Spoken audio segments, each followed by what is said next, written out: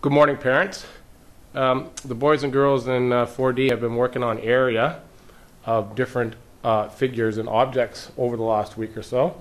So I've put out a challenge on the floor actually for them to do today. I've laid out 5 different figures, some irregular and some regular figures.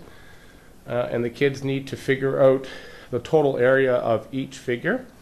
And you'll notice that some of the figures are irregular, as this one we have in front of us, and the kids are going to have to use some different strategies to see how they will deal with the triangle part of the figures, as well as to see how they deal with the part in the middle of the figure that needs to be subtracted from the total area. And it will be neat to see some of the strategies that they use. That's figure 1.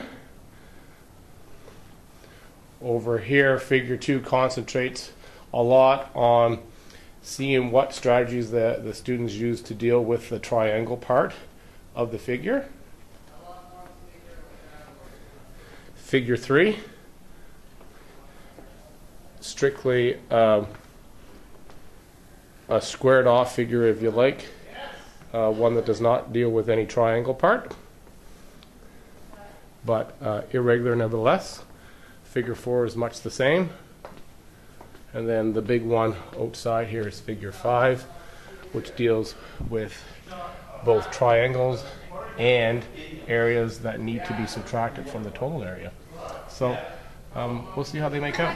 We have an estimate of 50 squares. So what we did first, we did 3 by 6, which we knew was 18, and then we did 4 by 11. Oh, so you broke the figure down into some easier areas to deal with. That's a good 4 strategy. by 8. And then we had to subtract 2. Why did you subtract 2? Doesn't look like 2 to me. It looks like a triangle. Since 2 halves make 1. Oh. 6. So I would say around, if I had to estimate around 8. So B, what are you talking about? What's your strategy here to find this? There's 3 in a row, so it's like there's 3 here, then there's 3 here, then 3 here, then 3 here, then 3 here. So what strategy are you using to find the area? A row and a column, because a column, I do believe, goes like down like this, and then a row goes like this, and that's a pretty. What are you measuring it by? Are you measuring it with feet? Squares. Why did you use a square? Because they have those easy shapes to measure. Oh, so you're using an easy shape, plus it's already made. What about you, S? How are you going to deal with those triangles? You're not sure? I estimate about 8. What can you tell me about the triangle, S? Is it a certain size? It's half of this. Ah, so if you have two triangles, what would you have? Ah, so maybe you can deal with that, right? Very good. Okay, I'll be back to find out when you're all done. How are you dealing with this big shape? First we're going to be estimating the shape, and then we're going to count them. When you say estimate, how are you estimating this? What does estimating mean, by the way? I don't even know what estimating means. What does it You're mean? guessing a number. A guessing? What kind of guess? Is it like just like just pull it out of the air? It's just like. Is it guessing? Do you have to think about your guess? Well, sort of. Okay, so it's like an educated guess. Good. So tell me how you're going to estimate this. Well, we're going to like. Can we back up for a sec, Em? What unit are you going to estimate this? What are you going to use for a unit to measure this in the long run?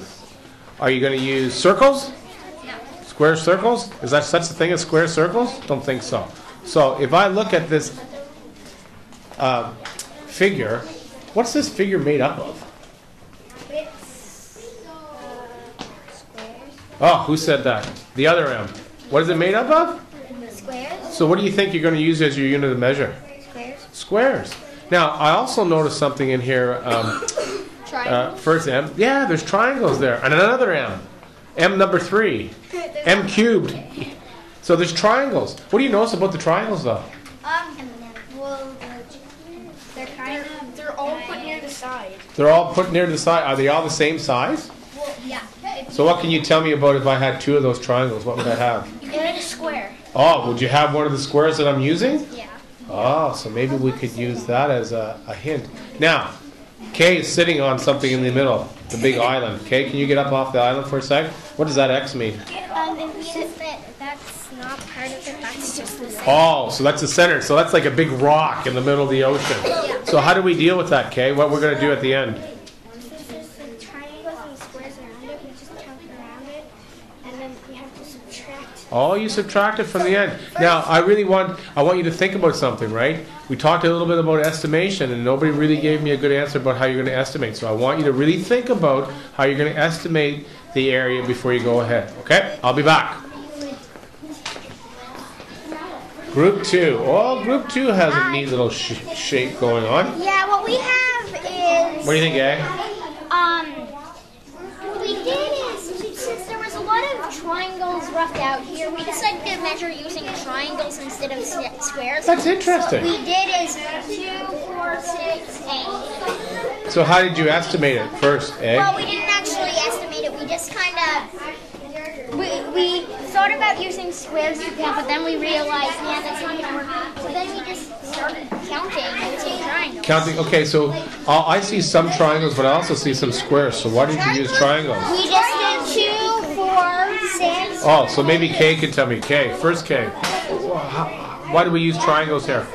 Because you can split a square into a triangle. Oh, into two triangles. Oh, I see what you did. So all you did is you count up the squares, but you counted the squares by 2s. And then at the end we just added up them, but these would be 1 because they're half. Very interesting. Now I wonder why, my second K. Tell me why estimation would be a really good thing to do at first. Why would we estimate first? You could estimate first, so if you got your answer like close to being right, it would be easier for you to, like, if you were estimating in square units, you could just add on the triangle after. Very good. You know what? And we already talked about this before, that to be a really good estimator is good because sometimes you don't need to be right on about something. Maybe somebody's just asking you to be a ballpark answer. And estimation is a great skill to have. Okay, keep going on it. Here we go. Hello. Group 3. This is an interesting figure. Hello, Mr. D. Hello.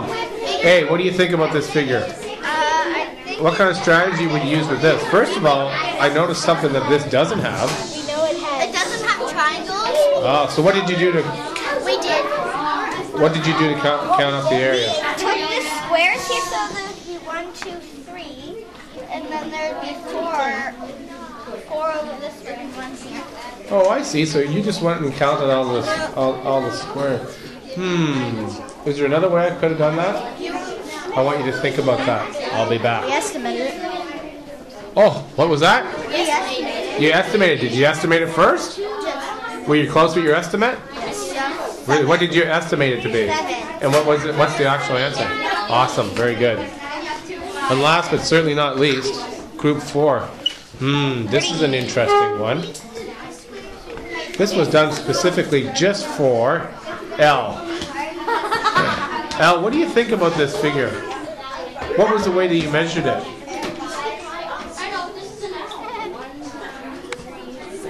What unit did you use, Al? What unit? Yeah, what did you measure them with? Did you measure them with circles?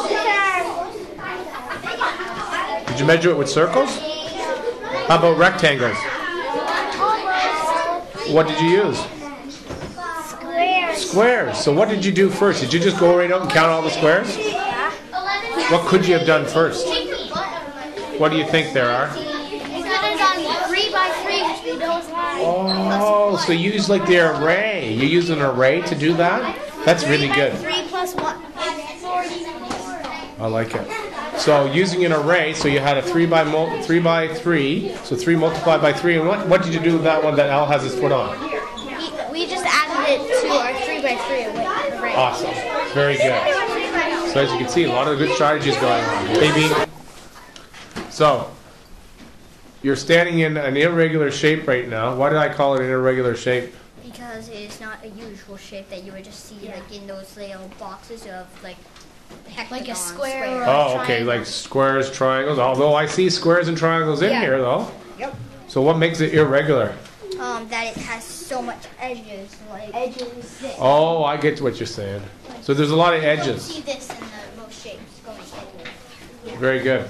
Well, tell me, what was the first thing you did when you stepped into this? What were you looking at finding? We were looking at like how many half of a shape would be. So you're looking at the halves here? Halves Yeah. first. Why? And then Because- so we could add them together as a whole. Why are you adding them together? As well, 2 halves usually make a whole Oh, so two triangles are making a whole what? square. Square. Oh, so you're going to use a square as your measurement Square unit measurement. Very good. So did you right away just kind of No. measured everything, or what did you do first? We just kind of Talked knew about it, that see what the shape would be. We counted the halves. Oh, you counted the halves, but before you even started actually counting, did you do something else? Did you just count? noticed that I estimated in Oh, here. oh, G said something. G, what did you say? I estimated. You estimated, right? So you kind of got an educated guess about how many squares are in that. I got about 47. About 47. I think that's a great estimate. And I need to ask G because G had that. G, what's this? What's going on with that? You have to subtract how many stuffs in here. So how many stuffs or how many units? Yeah, how many units? How many units is in there, G? So these 2 equal triangle, and then 2. So it would be 4 right there, 4.5. Oh, 4.5. So you're talking about, you were using units as your triangle. So if we didn't use triangles as a unit and you used squares, how many would it be? Let's 4. count them. So there's No, one- 5. So there's 1 square, 2 squares. 3 square, 4 square, 5 square. Oh, yeah, I see what you're doing. That So you- one doesn't equal to anything. Oh, so it's 3.5. So it's Yeah. 3 and 1 Very half. good. And what did you do with that after you found out? We subtracted it. Okay, what did you get for a total answer? Did anybody figure it out yet? No, we're still working. Okay, you let me know when you figure it out because I want to see how close G's estimated is. Our estimate was 45. 45 and G's was 47? Okay, let me know when you get the first. If I look at this figure here, N, what do you notice about the majority of this figure, other than where A is standing? What can you tell me about the rest of the figure? We didn't figure that out. Okay, so and I'm going to walk you back. Think about when we did multiplication. What are the things that we were building in multiplication? We built shapes with other small blocks. Oh yeah, and what did we form? We formed a what? An